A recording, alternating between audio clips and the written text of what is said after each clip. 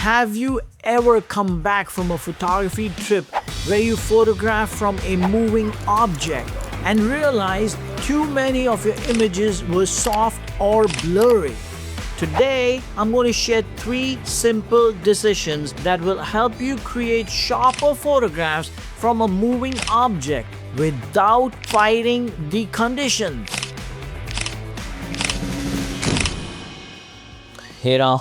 I am so excited for this shoot. I'm here with my older boy Jared and of course you guys. Alright, let's go get some amazing photographs of the American white pelican. Yeah, early morning nature birds. Oh my god! Look at this.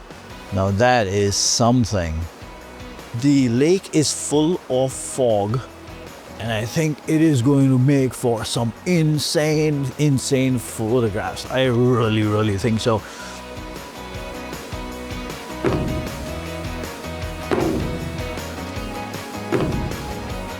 So here we go.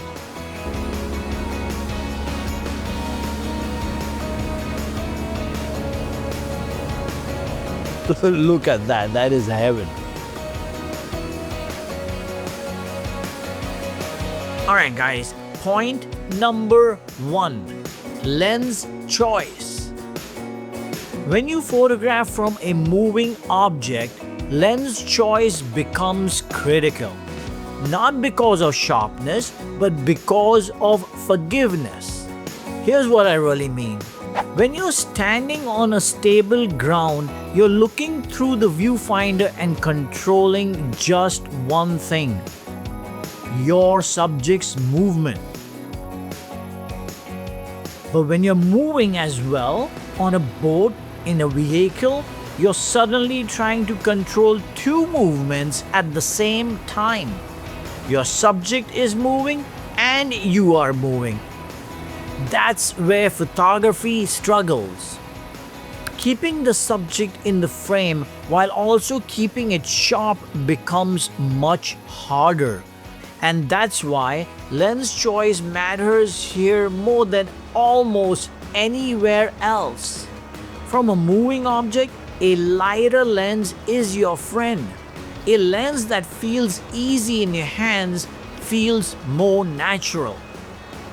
Very long, heavy lenses magnify every small movement, especially when you don't have stable ground. You want something that lets you react without fighting the weight. Most of the time, I photograph with fixed focal length lenses. I am old school. I'm probably a dinosaur. But in this situation, a zoom lens will save you. Because you don't have your legs in this situation. You can step forward, you can step backwards. The board decides your distance. A zoom lens replaces your legs. I also recommend photographing with a high megapixel camera in this situation.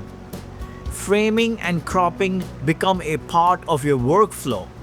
Photographing too tight, too close to the subject makes focusing much more difficult when everything is moving. So instead, I stay a little further back and I leave room for crop later. That's exactly what I did here, here, and here. You need a lens that allows small framing corrections without panic. I choose a lens that gives me room to breathe, and knowing that I have room to breathe gives me the comfort and the ease while I'm shooting. Wow!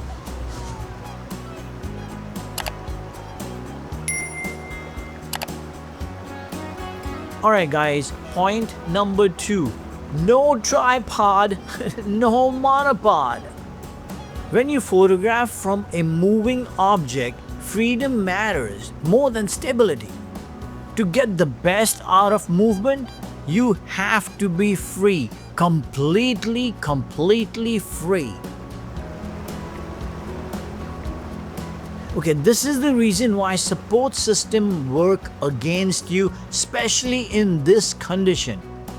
The moment you attach your camera to a tripod or a monopod on a moving platform, a new set of problem begins. If you want to photograph from a low angle, this is often the most powerful angle. You now have to crunch down to reach the viewfinder.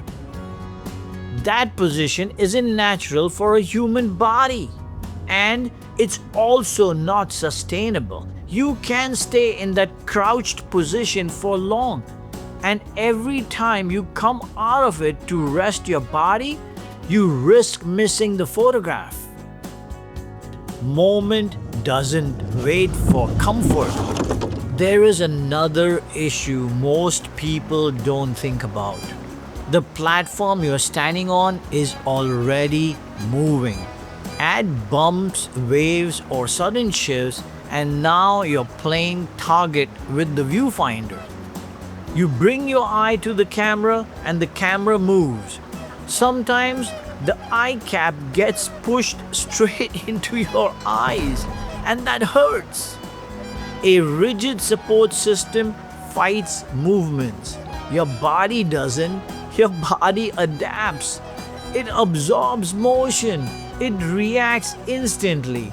It adjusts without thinking. That's why I always photograph handheld from a moving object. Freedom keeps you responsive. Responsiveness keeps you present. And presence is what allows the photograph to happen.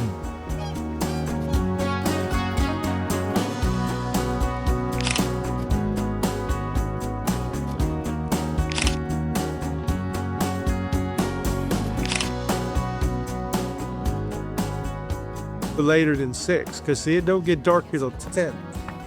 Yeah, no, I'm good with that. So your best shots won't be at that time. Your Yeah. best shots are going to be a little later Yeah, and let the sun get down. totally. Yeah, Totally. 6 way too. I mean, I'll just wait yeah, it will in anticipation. I'll show you here. Come here real quick. I'll show you a picture. This is a picture that from out there. Yeah, let me see. Oh wow! That's the images you get because they're flying around you. Oh wow! Oh, instead of flying level, they're kind of like That's perfect. So this is during summer. Yeah. So this is where the sun is setting.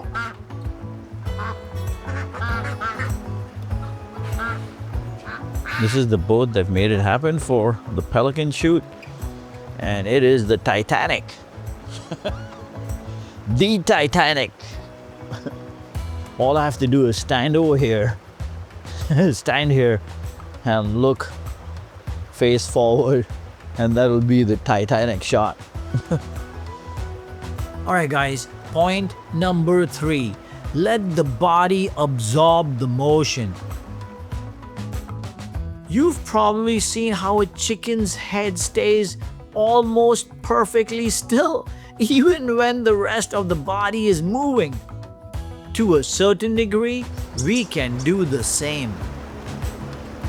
When you're on a moving platform, hold the camera in your hands. Your body becomes the stabilizing system.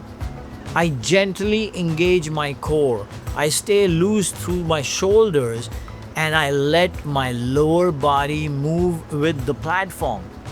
The goal is to isolate the camera from unnecessary movements. I keep the camera steady and I let the rest of my body do the moving. It's the same principle you can see with the chicken's head, but incredibly effective. When you're not confined by a tripod or a rigid system, you move faster, you react quickly, and you stay connected to the movement.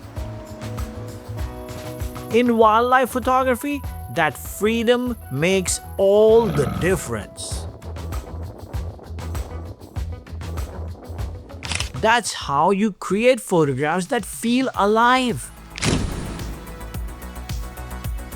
I don't try to eliminate movement, I absorb it. Every photograph you're seeing here was made from a moving boat.